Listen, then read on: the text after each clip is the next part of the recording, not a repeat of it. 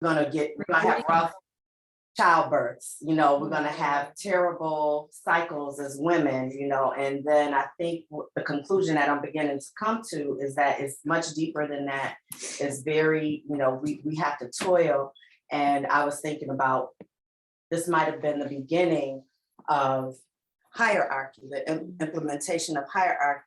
And the reason why I said that is because the way the scriptures are lining up and what we've studied through the years and what we're looking at with communism is all meant to be a collective and collaborative process of rebuilding building what the Lord would have us build here. And so if it's meant to be collaborative and collective, then there's not really many hierarchies you can't have a hierarchy and have it be flat at the same time. The two can't coexist in the same way darkness can't exist with light.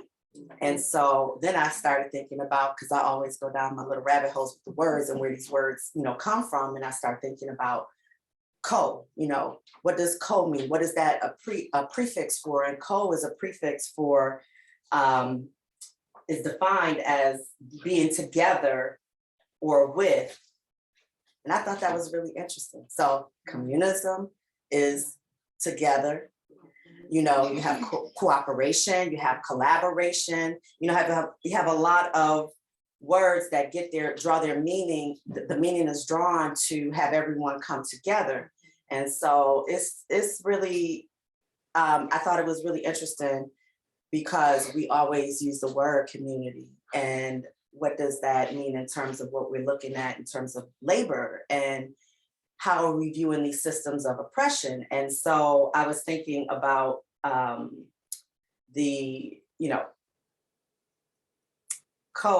when you attach a analysis that, with it, you're looking at economics, you're looking at everything in terms of how they work together with each other, all the different systems. And another piece of this that I thought was really interesting was eco. Eco means home. So when you're talking about eco, you can look at just your home, your physical home. But what we are learning is that the world is our home. And if the world is our home, then that means that we have to, really begin to examine how we take care of it. And we say these things right now, right? We say love is an action. We say, we're saying all the things and we're trying to practice doing the things. And it just made me think of the fact that we have, the ecology, which is biology of organisms that are in relationship with each other. Then you have economy, which is going to sound really strange, but it's the meaning of it is really household management. And so how are you going to manage your economy? And so when you start thinking about those things like that, and then you start looking at the labor, a lot of times through the anti-capitalist studies, you kind of can get caught up on the fact that it's just the labor market, like the actual market where you exchange. But if you really begin to peel those layers back, you're looking at the labor that happens on a day-to-day basis. And what I'm just challenging all of us to explore is the labor within, the work that is not seen. So they call that reproductive labor or emotional labor. And it can really, we can do like a lot of different variants of studies on that. But what I wanted to just, kind of touch on is just some of the what I would call the critiques of those what is an imbalance in reproductive labor. And so in the economy job market, even now, you see that, and people talk about inequity in pay. A woman and a man can walk into a job and just naturally a man will get paid more. But when you start to peel back and think about why is that and what is what work is women doing or considered to be feminized, and is that fair? Then you start thinking, well, what do you mean? Well, the woman goes to work and then she has to care for, the whole household. That work is considered to be feminized. But what about the person who has to do those things and they're not a woman? So is it still feminized? Is it if a man is doing that? Yeah. So you have to ask those questions, and then you start thinking about the chores. And There's a few books that I would love to share with you just to keep this short, but the questions that I have that I think, I would like us to explore and maybe in conversations into the future is, how does reproductive labor show up in our movements? How do they show up in the workplace? How do they show up in our families? How can we socialize labor that is not seen? Like, for example, we had Purim tonight, right? And for someone that might have walked in the door that wasn't necessarily a part of our group, they might have not thought that much about how things came to be. Well, there was a lot of collaboration. There was a lot of, and I can share a story about that. A lot of collaboration and a lot of work that is not visible now that the food is ready and the gifts are there and the music has been sung, the lessons have been given, the teaching has gone forth.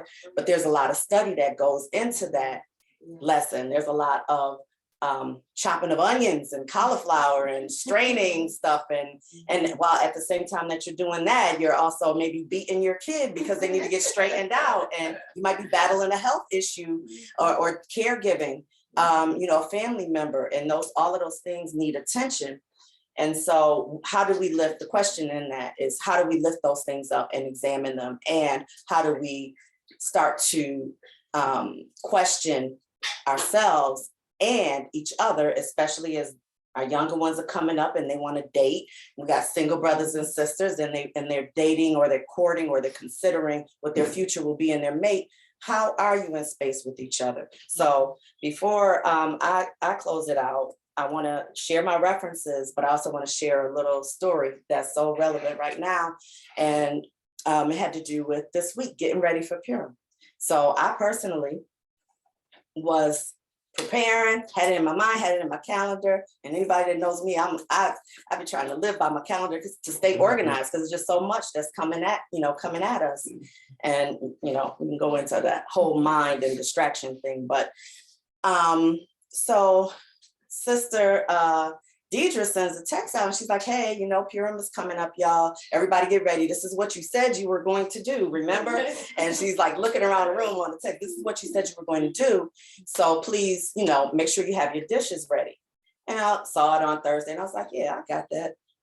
But for some reason, there was a disconnect with timing, and I'm usually pretty good about these things. And then on Friday afternoon, or Friday morning, Sister Melanie calls, and she's like, Dawn, we were supposed to cook together, because here's the thing, we were going to make mac and cheese, right? One was going to be a vegan version, one was going to be a non-vegan version, and we were going to collaborate. Our spirit told us to collaborate, yet we got to this point and we hadn't figured it out. And it was like, it's Friday, it's time to make this thing happen. And so we're going back and forth for a half hour, and we finally figure it out. She's going to get the supplies. I'm going to cook the vegan version. We're going to get the regular version cooked up and ready to go, and we're going to bring it. And that was our collaboration. But the backstory of having the mac and cheese, and I know there's a couple other stories like that, is that, that day I was at work. And this sister, she was out in her car. She had transportation. I did not. Brother Tim was at work. He came home. He chopped up the vegetables while I ran to get the last of the gifts and make them pretty. So he chopping the vegetables, prepping the thing. I come back home. The oven is preheated. I put the things together, put it in the oven, and there it is. But how many hands were involved? My hand was involved. Her hand was involved. Brother Tim was involved. My mother was involved. Sister Deidre was involved. The kids were involved. So it was a collaborative process. And when we start talking about the socialization of labor on a large scale, we always have to go from, kind of macro to micro to really start figuring out what is it that we're looking at on a day-to-day basis in real time, and how can we start questioning, or the phrase that I'm learning is interrogating our own reality. Like, we might say we're so-and-so and we're doing these things, but how do we now dig even deeper, and even myself? So I charge myself with that. So I'm gonna stop right there. I have a whole lot of notes, but I have even more resources and references to share. And I want to just give some thanks to Deidre for finding the original book that kind of sparked me on this journey. That was like about 6 or 7 years ago. And I was like, oh my goodness, someone is talking about the division of labor. And we need to examine this as sisters. And we were going to do a study on it and really tease it out. And for some reason, it just never caught fire, but it never left me. And she found it.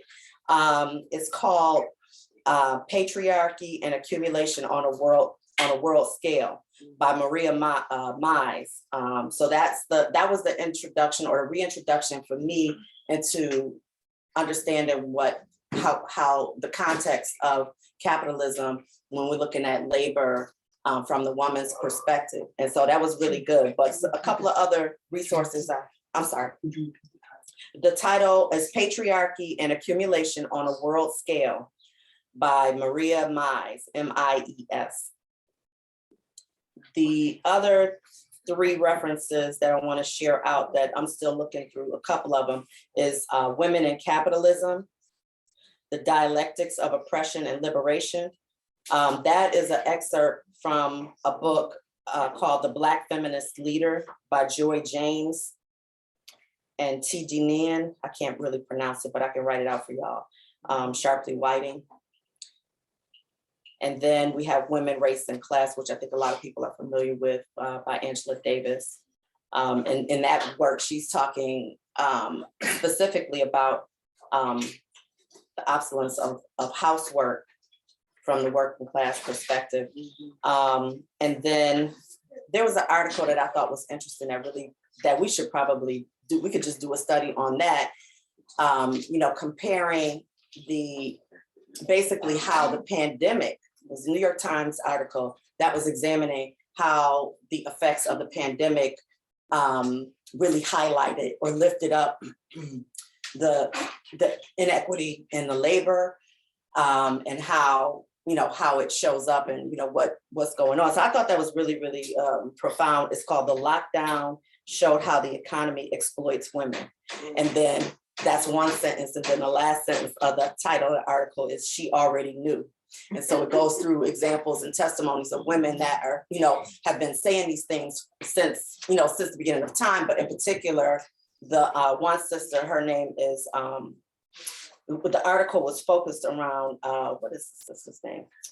I can't think of it now, and I didn't write it down. Oh, yes, I did. Sylvia Frederici.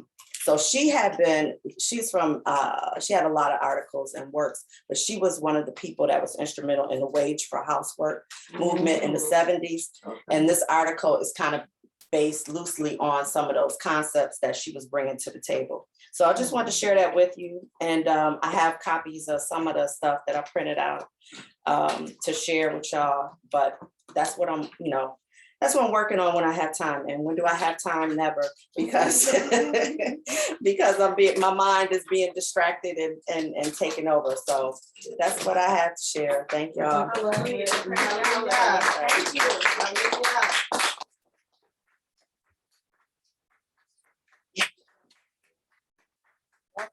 We can build on it. Yeah. I look forward to that. And the one who really saved our life was the call I got from Sister